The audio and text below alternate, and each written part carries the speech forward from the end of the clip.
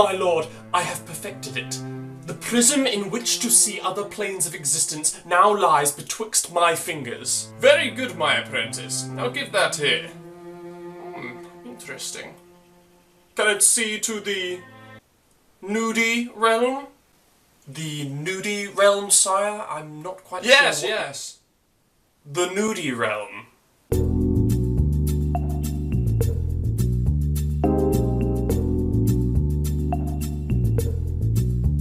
Sup D&D bags, my name's Tom, and I'm back again today with another Item of the Week video, showing you some weapons, armours, items and trinkets that you can use in your roleplay campaigns. So today we're going to be looking at the Apprentices...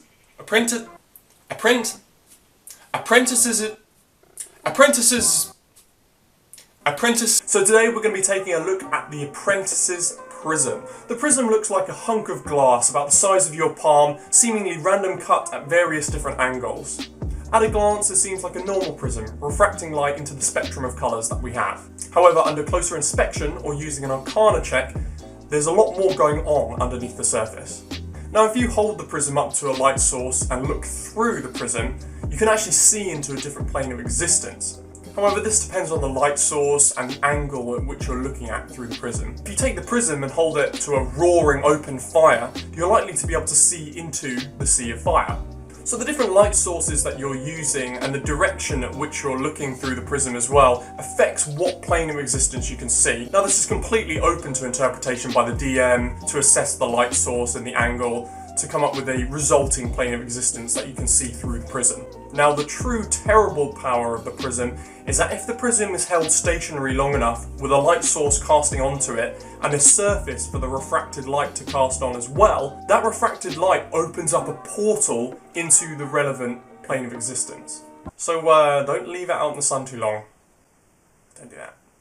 Okay, so we've spoken a little bit about what the prism actually does, but where are you going to find this? Now, as the name implies, the prism could be an experiment done by a wizard's apprentice.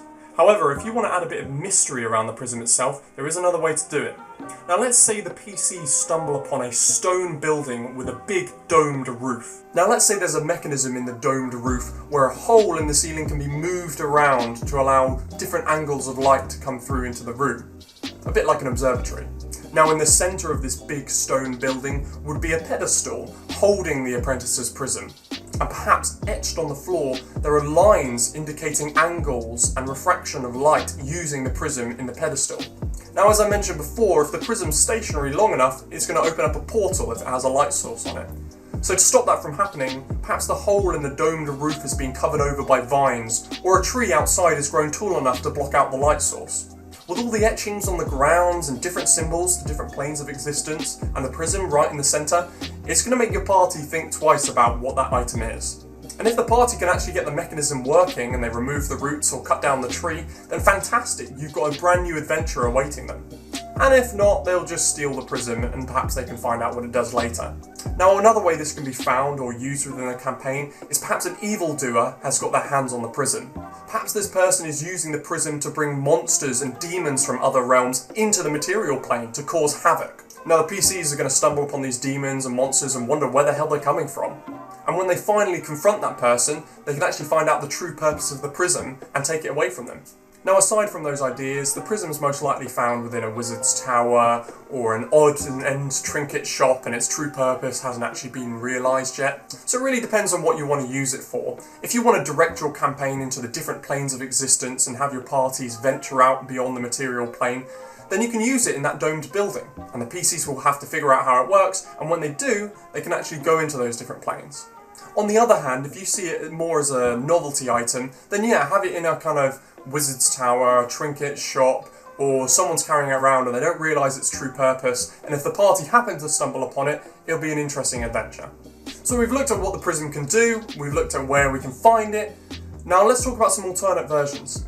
Now, one alternate version for the prism could be that perhaps it makes more of a mechanism, and what I mean by that is perhaps a single shard of glass is surrounded by a metal frame. Now, this metal frame is made to accept other different coloured shards of glass into it, to allow access to other planes of existence. So the prism would in fact act more as a keystone.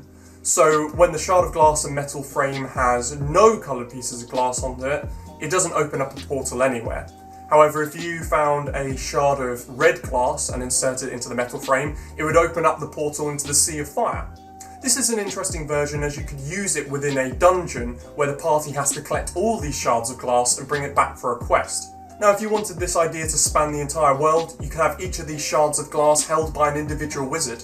If the party collects them from the wizards, defeating them or conversing with them, they get access to new planes of existence.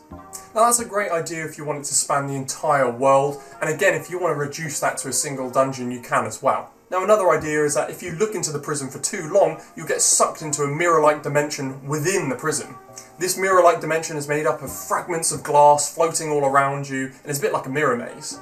If you wander around long enough, you can find different doors leading off to different planes of existence. So in this version, the prism acts more as a sort of medium dimension in between the planes of existence. Now this prism dimension could have mirrored beasts within it, looking to destroy any trespassers. And this could create an interesting dynamic in the story where one party member gets sucked in and the rest have to venture into it to find him. And of course, they would have to venture around this whole mirror maze until they found the portal back to the material plane.